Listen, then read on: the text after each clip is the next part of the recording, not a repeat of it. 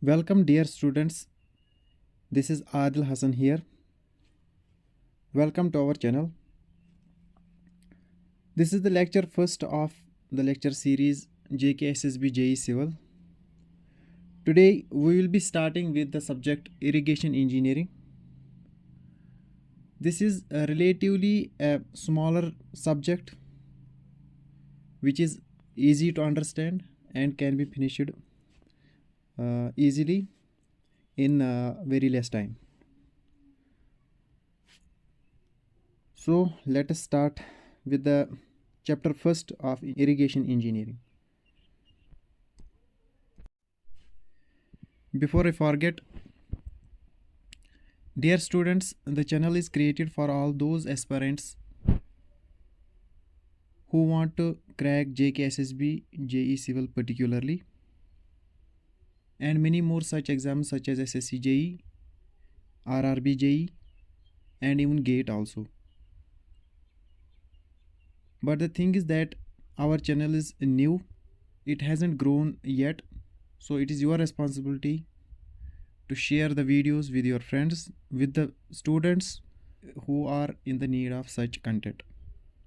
So please do subscribe and forward these videos to the students who want to get benefited by this content.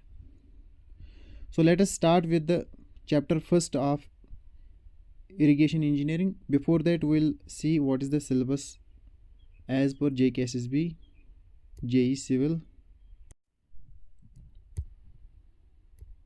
So this is the syllabus for irrigation engineering.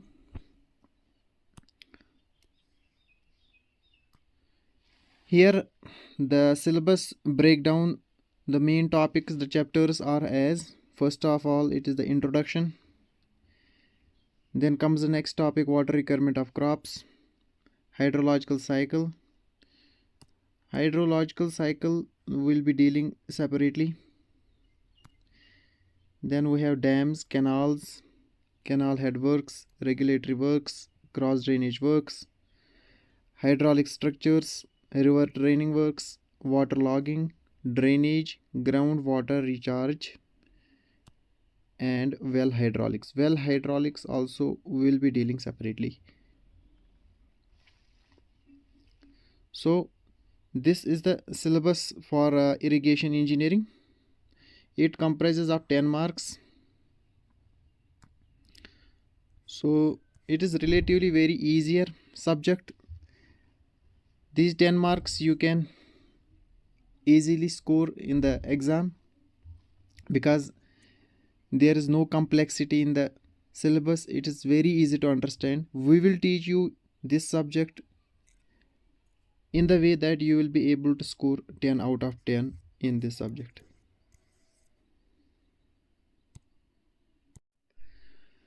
Now let us start with the introduction. First of all, let us define what is irrigation. So irrigation है क्या? Irrigation basically है crops को पानी supply करना ताकि वो grow कर सके और उनसे हम मैक्सिमम यील्ड अचीव कर सकें. So that's only written here. Irrigation is defined as the process of artificial supply of water to the soil for raising crops. ठीक, इसको दूसरे तरीके से ऐसे भी कह सकते हैं, it's the science of planning and designing an efficient, low cost, economic irrigation system tailored to fit the natural conditions. ठीक, और यहाँ पे इसकी और एक भी डेफिनेशन है. This is the engineering definition, that it is the engineering of controlling and harnessing the various natural sources of water by constructing dams and reservoirs, canals and headworks, and finally distributing the water to the agricultural fields. So easy it is.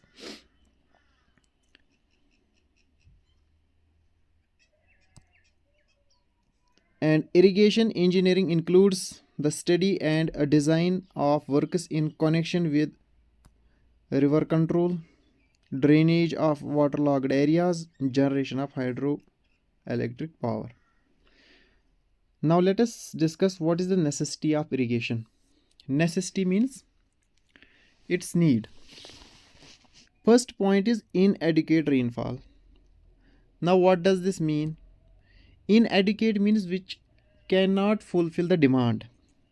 अगर plant में plants grow कर रहे हैं, उनको जितना पानी ज़रूरत है ग्रो करने के लिए और फसल पैदा करने के लिए, वो अगर उनसे जो उनकी डिमांड है वो अगर पूरी नहीं हो रही है तो उसको कहेंगे इनएडिकेट. इनएडिकेट रेनफॉल मीन्स जब रेनफॉल उनकी डिमांड को पूरी ना कर सके ताकि वो ग्रो करें, तो then it is called as inadequate rainfall. All right, next it's uneven distribution of rainfall.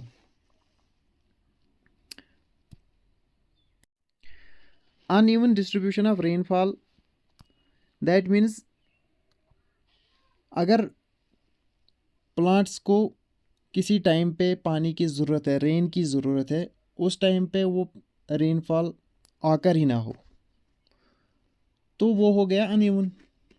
Uneven rainfall वही होता है, क्योंकि जिस टाइम पे पानी की ज़रूरत थी उस टाइम तो मिला नहीं, और जब ज़रूरत ही नहीं था तब पानी मिल रहा है, तो that means uneven distribution of rainfall.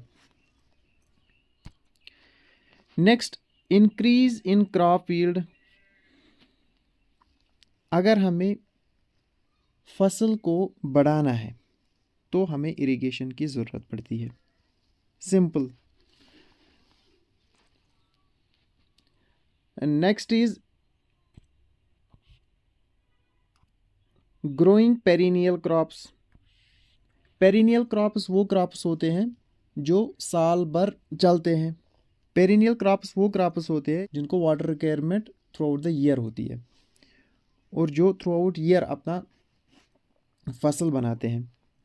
For example अगर शुगर केन देखेंगे हम, शुगर केन का बेस पीरियड ऑलमोस्ट 300 डेज होता है, तो that means it is almost continuing for 1 year. So इनके लिए जो पानी की रिक्वायरमेंट है उसको मैनेज करना, उसके लिए हम इरिगेशन का इस्तेमाल करते हैं. Next is growing 2 to 3 crops in a year. अगर एक से ज़्यादा क्रॉप्स एक ही साल में हमें बनाने हैं तब भी हम इरिगेशन का इस्तेमाल करेंगे, क्योंकि वाटर हम मैन्युअली सप्लाई कर रहे हैं, तो ईज़िली जो क्रॉप्स हम ग्रो कराना चाहते हैं वो ग्रो अच्छे से करेंगे, because their demand is fulfilled every time. All right, next step is prevention from drought and famine conditions. खुश्क साली से बचाना, या जब स्कैर्सिटी ऑफ फूड हो जाती है तो उस टाइम पे इरिगेशन ही काम आता है जो प्लांट्स को ग्रो करने में मदद करता है. Next is advantages of irrigation. Okay, first point is increase in the crop yield, which is very easy to understand. Next, prevention from drought and famine conditions, already we have discussed.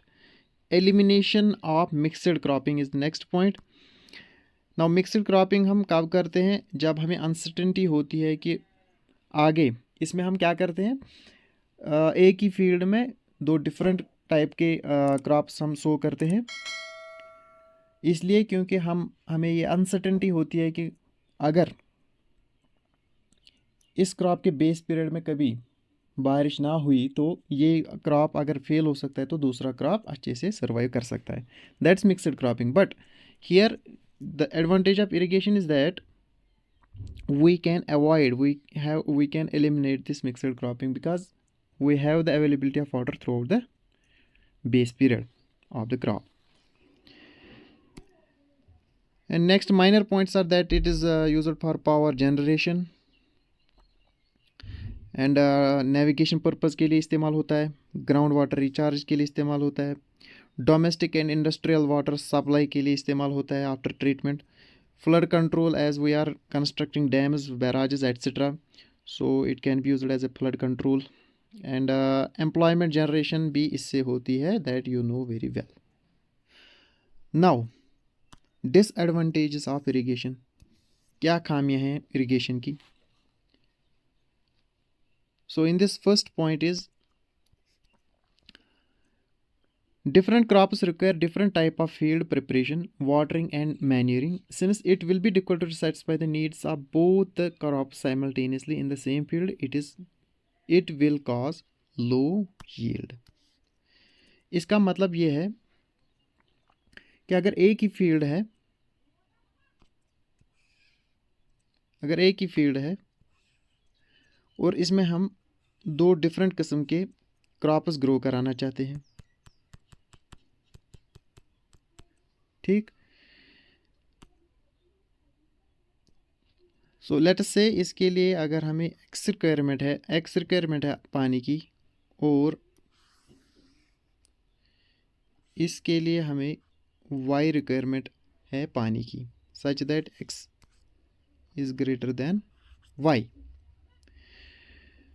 सो एक ही field है, इसमें हम पानी दोनों में same apply कर रहे हैं, बट इसकी रिक्वायरमेंट ज़्यादा है और इसकी रिक्वायरमेंट कम है। सो यहाँ पे वेस्टफुल एप्लीकेशन ऑफ वाटर हो गया। So that is the disadvantage. Next is water logging, क्योंकि जब हम इरिगेशन कंटिन्यूसली करते हैं तो वहाँ पे पानी इकट्ठा हो जाता है, जिसकी वजह से रूट जोन सबमर्ज हो जाते हैं और उसको हम वाटर लॉगिंग कहते हैं, and that will drastically reduce the yield of the crops. Intense irrigation results in cold and damp environment which may cause diseases like dengue and malaria. Because of waterlogging, what will happen? वहाँ पे पानी ज़्यादा इकट्ठा हो जाता है, तो उसकी वजह से क्या होते हैं, वहाँ पे डिफरेंट टाइप्स की बीमारियाँ पैदा होती हैं, जैसे डेंगू और मलेरिया की डिजीज़ का आउटब्रेक हो जाता है वहाँ पे। Next, ground water pollution due to percolation of fertilizers. Because जब भी हम खेती बाड़ी करते हैं, जब भी हम फार्मिंग करते हैं, तो हम अपने फील्ड्स में फर्टिलाइजर्स का इस्तेमाल करते हैं ताकि यील्ड अच्छा हो, प्लांट सर्वाइव करें थ्रू आउट, उनको न्यूट्रिशंस मिले time to time. So while applying water, that means when using irrigation systems, that पानी के साथ जो फर्टिलाइजर्स भी पर्कुलेट हो जाते हैं ज़मीन के नीचे ग्राउंड वाटर में, तो उसकी वजह से ग्राउंड वाटर पोल्यूट हो जाता है। Now techniques of irrigation. So these are broadly classified as surface irrigation and subsurface irrigation, right? And surface irrigation में हमें फिर आता है पेरिनियल इरिगेशन और inundation irrigation.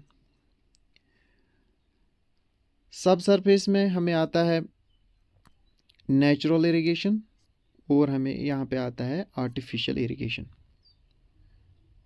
Okay, let us discuss these. Okay, now let us discuss the first one, that is surface irrigation.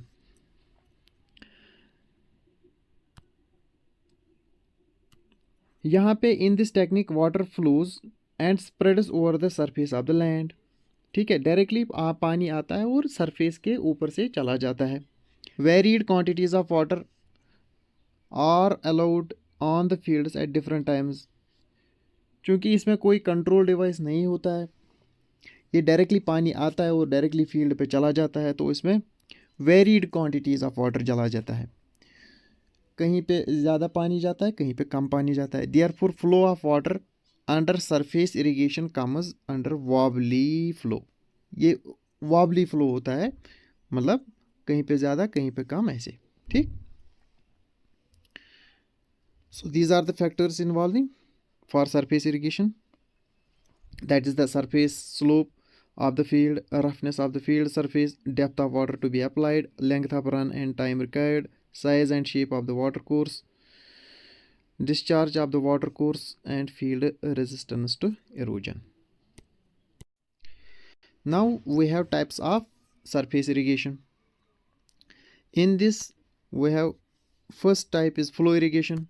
In flow irrigation, If the water is available at higher elevations and it is supplied to the lower level under action of gravity, this is important, it is called as flow irrigation. Flow irrigation simply under the action of gravity पानी flow कर रहा है from higher elevation to lower elevation पे कहीं पे field है, higher elevation पे कहीं पे रिजर्वायर है, तो ऑब्वियसली रिजर्वायर से पानी नीचे आएगा under the action of gravity और फील्ड में पानी सप्लाई होता है, उसको कहते हैं हम flow irrigation. Simple. Next is lift irrigation. As the name itself mentions that it is lifted from somewhere, it is lifted and then it is supplied to the field. So if the water is lifted by some mechanical or manual means, कहीं से पहले motor की मदद से हम पानी को पहले लिफ्ट करते हैं, ठीक है, then supplied to the agricultural field, उसके बाद हम किसी फील्ड पे इसको अप्लाई करते हैं उस पानी को, that is called as lift irrigation. It is costlier than flow irrigation. Obviously ये कॉस्टलियर होता है फ्लो इरिगेशन से, because there is a cost involved with the running of motor, right. So for example अगर tubewell से हमें पानी निकालना है, पंप वेल से पानी निकालना है, उसके लिए हम मोटर का इस्तेमाल करते हैं, पंप का इस्तेमाल करते हैं, ठीक.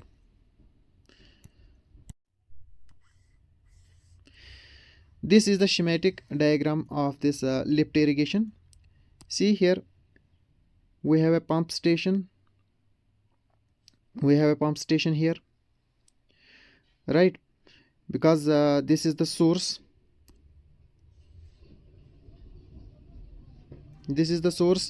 and pump is installed in the source.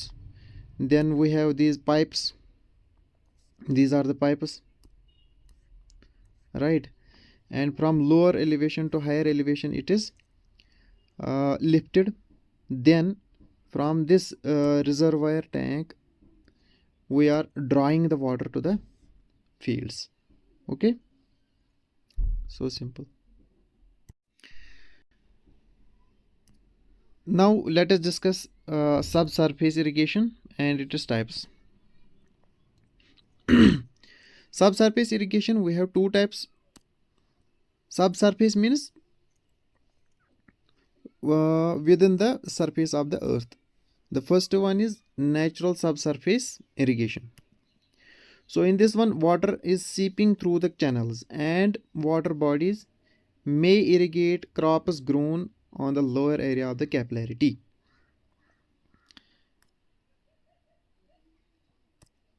So ये चैनल जा रही है, यहाँ से सीपेज हो रहा है पानी का, और पास में यहाँ पे फील्ड्स है, ठीक है, तो इनको ये सीपेज जो पानी हो रहा है, ये पानी इन क्रॉप्स को मिल रहा है, सो ये इरिगेट हो रहे हैं, that's called as natural subsurface irrigation.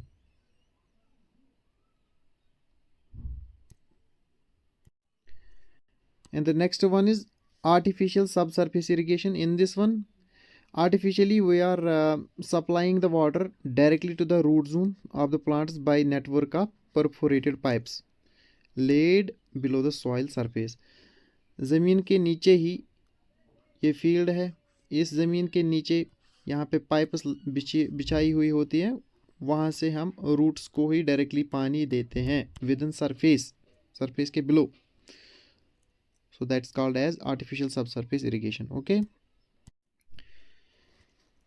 यहाँ पे क्वेश्चन है आपके लिए. Flow irrigation is done from. You got to tell me the right answer in the comment box. Okay. Next question. Flood irrigation.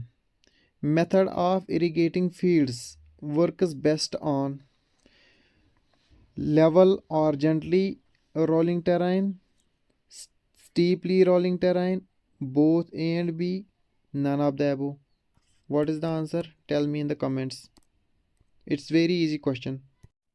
Irrigation techniques. This is very important topic from here.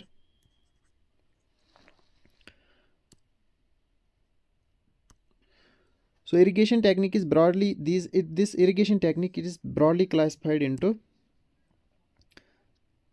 Surface irrigation, and surface irrigation में फिर हमें आता है ordinary flooding और free flooding भी जिसको बोलते हैं, border irrigation, check flooding, check basin irrigation, furrow irrigation, and next आता है हमें subsurface irrigation, sprinkler irrigation and drip irrigation. Okay, so these will be discussing one by one. As a said, यहाँ से topics बहुत ज़्यादा important है, तो इनको हम अच्छे से समझेंगे. यहाँ से आपका जो कंसंट्रेशन लेवल वो थोड़ा इंक्रीज़ होना चाहिए, और मैं यहाँ पे इसको अपने नोट्स से पढ़ाऊँगा, जो मेरे खुद के नोट्स है उनसे मैं पढ़ाऊँगा. ठीक है, okay. Now will be discussing about techniques or methods of irrigation. So in this, first of all comes the free, ordinary और वाइल्ड फ्लडिंग. इसमें बेसिकली क्या होता है, एक मेन सप्लाई डिच होता है, ठीक है, जहाँ से पानी आता है. फिर यहाँ पे एक फील्ड है, फील्ड में पानी जाता है ऐसे, ठीक है. तो फील्ड में पानी जाएगा, वो खुद से चला जाएगा ऐसे ऐसे ऐसे ऐसे करके, फिर हम इसको यहाँ से बंद करते हैं. बस यही होता है फ्री और ऑर्डिनरी वाइल्ड फ्लडिंग. इसमें कोई कंट्रोल रिक्वायर नहीं होता है, सिंपली पानी एक साइड से हम छोड़ते हैं, जब तक पानी सारे फील्ड में भर जाता है तब तक हम उसको पानी देते हैं, फिर लास्ट पे सप्लाई कट करते हैं. That's why it is called as wild flooding.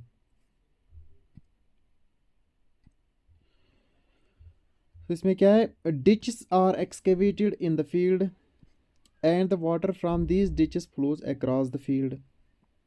After the water leaves the ditch, no attempt is made to control the flow, ठीक, means of levees, by means of levees or dikes.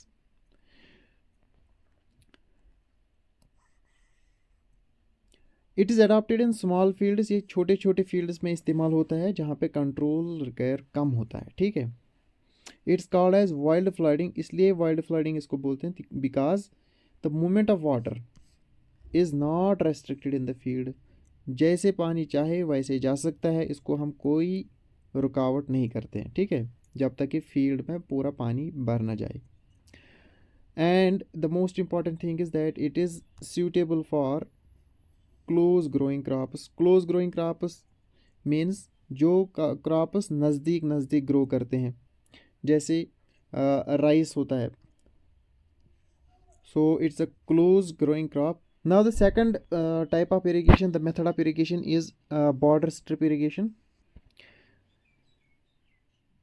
नाम से ही पता चलता है, हम यहाँ पे borders बनाते हैं फील्ड में, ठीक है, और उस फील्ड को हम छोटे छोटे स्ट्रिप्स में डिवाइड करते हैं ऐसे.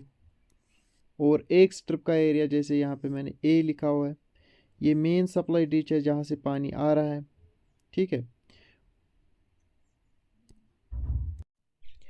इन this method a large piece of land, बहुत बड़ा फील्ड होता है, is divided into number of strips, ठीक है, separated by low levees. Levees वही बॉर्डर्स होते हैं, which are called as borders, ठीक, लेवीज बॉर्डर्स ही होते हैं. The field area is usually confined between 3 to 15 metre width. This is important, यहाँ पे मैं मेंशन कर रहा हूँ. 3 to 15 मीटर विड्थ की जो स्ट्रिप्स बनती हैं इसमें, और जिनकी लेंथ अप्रॉक्सीमेटली 100 to 400 मीटर होती है, ठीक है.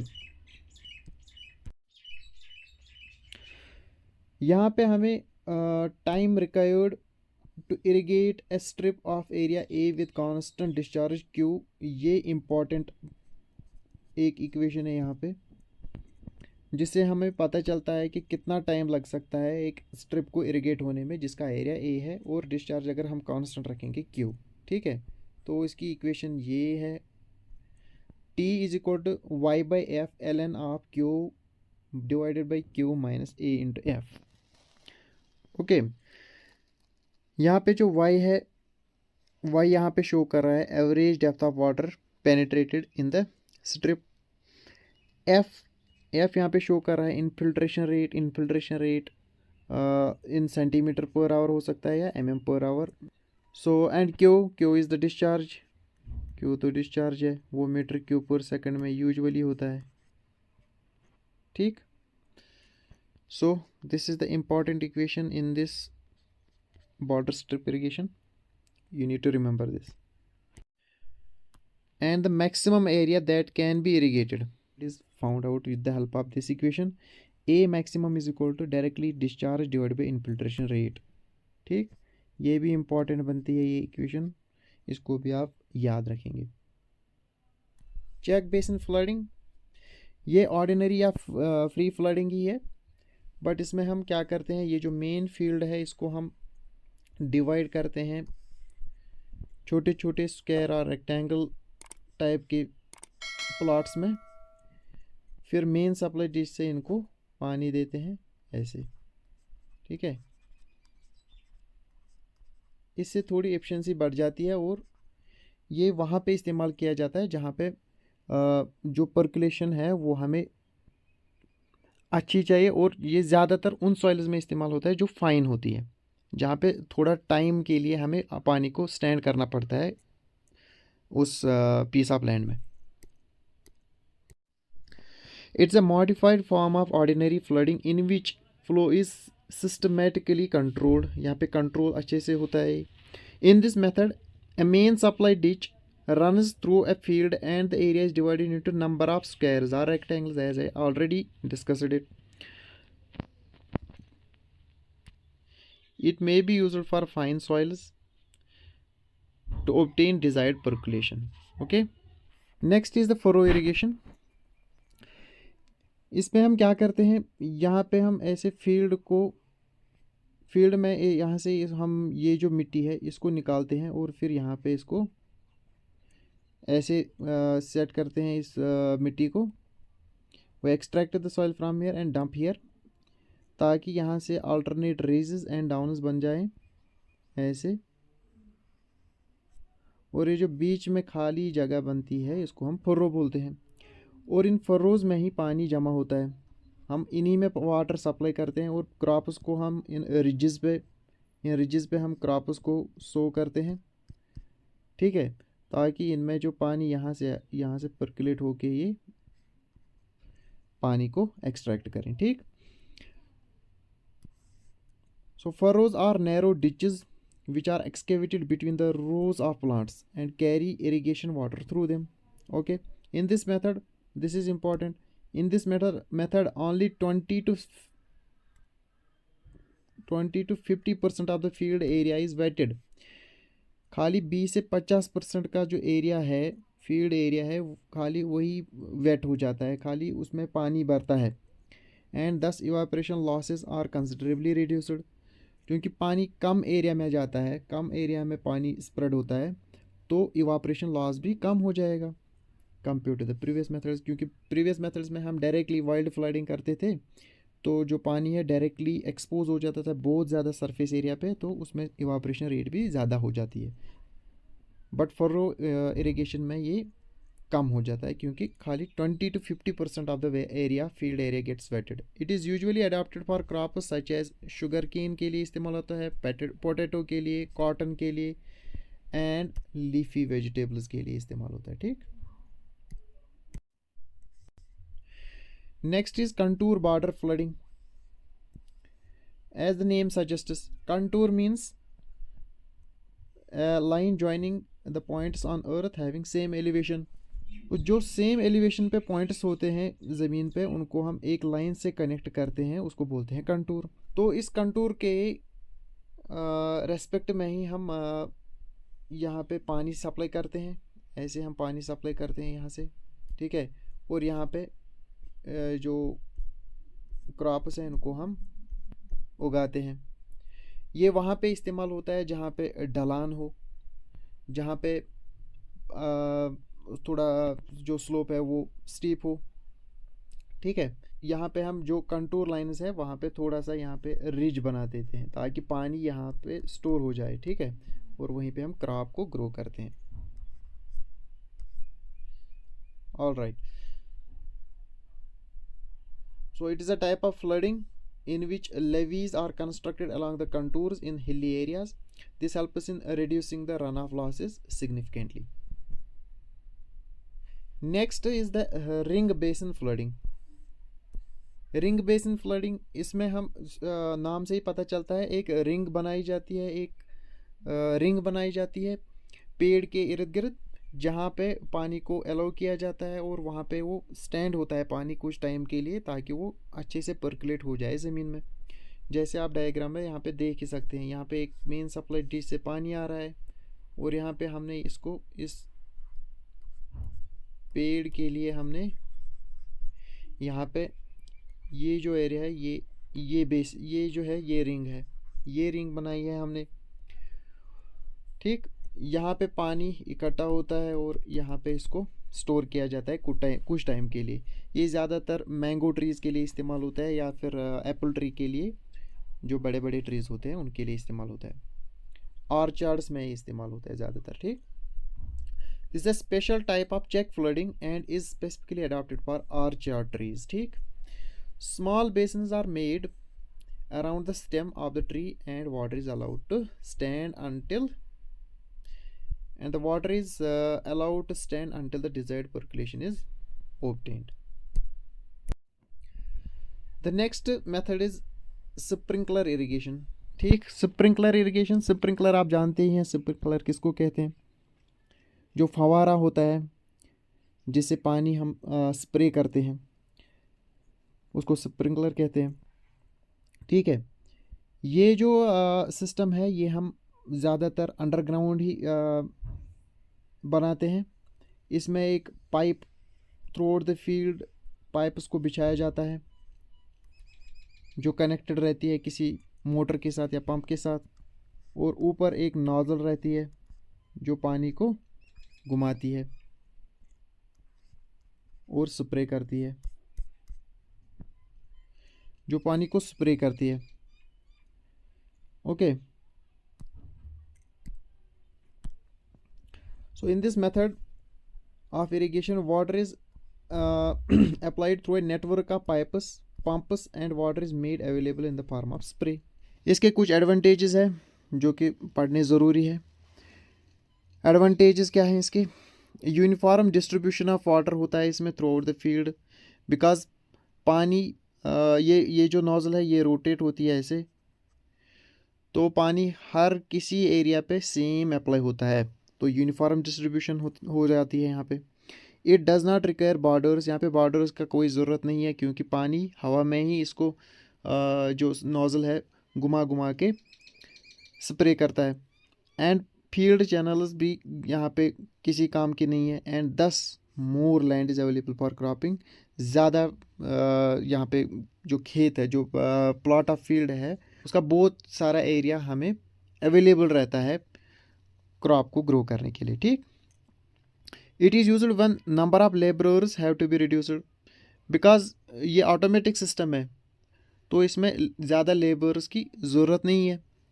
एक बार स्विच ऑन किया तो ये खुद से ही फिर पानी को स्प्रे करना स्टार्ट कर देता है।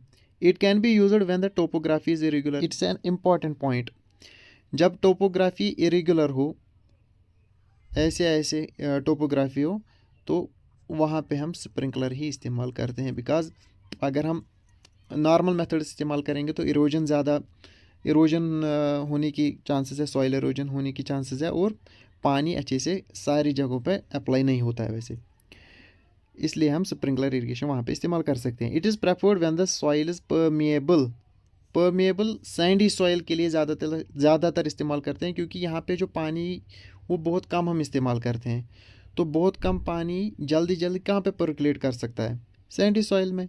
अगर क्लेई सॉइल होगा तो उसमें जल्दी वो पर्कुलेट नहीं करेगा। All right, now disadvantages of this method, evaporation losses are the highest, because spray करता है ये पानी तो हवा में ही पानी कुछ इवापरेट कर जाता है। It is easily influenced by wind velocity, wind की वजह से ये अपनी जो ये पानी का स्प्रे है वो अपनी डायरेक्शन चेंज कर सकता है और वहाँ पे पानी का एप्लीकेशन कम हो जाता है। technical manpower is required to operate the system. Okay, initial installation cost is high, repair cost, maintenance cost is high. It is not suitable for heavy irrigation, यानी कि राइस, अगर राइस कल्टिवेट करना है तो उसके लिए उतना ज़्यादा suitable नहीं रहता है, because we need lot of water for that. It causes interference in farming operations. जैसे यहाँ पे पाइप्स बिछी हुई हैं ऊपर, हमें यहाँ पे इसको खेत को हमें प्लॉ करना है सपोज ऊपर खेत को, तो ये पाइप्स इंटरफियर कर रही हैं ना, तो इनको डैमेज हो सकता है. ठीक, so it interferes with farming operations, reaping, cutting, etc., as it consists of network of pipes laid in the field. The eighth method is drip irrigation or trickle irrigation. इसमें हम सब सरफेस, अगर ये ground है, ये ground surface है, यहाँ पे ये प्लांट है, ठीक है, ये प्लांट है,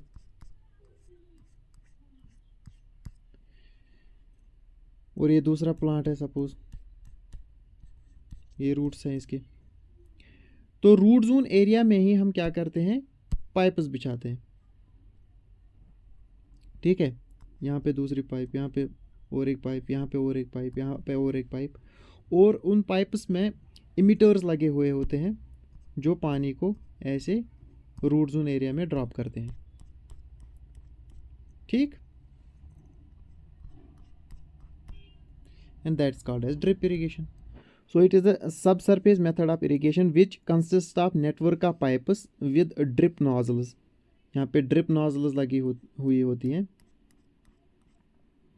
and the water is discharged directly into the root zone of the crop. So we are directly discharging the water to the root zone. ये root zone होता है, तो ऊपर सरफेस के ऊपर से सरफेस के ऊपर एक कांटेक्ट विद द विंड और एयर और सनलाइट आया ही नहीं ये पानी, तो इसका मतलब इसमें जो लॉसेस है वो बहुत कम होंगे, the least. So advantages will be that only evaporation and seepage losses are least, reduced runoff इसमें कम हो जाता है, वीड पॉपुलेशन भी कम हो जाती है, बिकॉज पानी सरफेस के ऊपर होता ही नहीं है. It has highest water application efficiency. Highest water application efficiency इसी में पाई जाती है.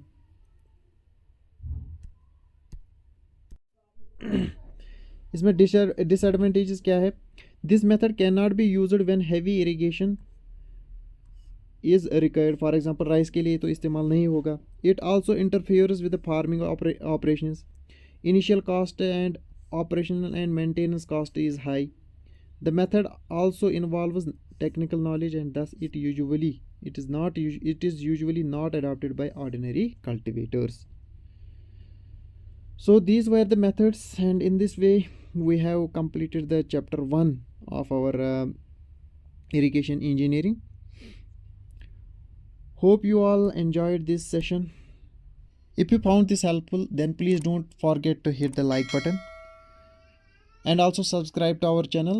Thank you so much for watching. I'll see you in the next one.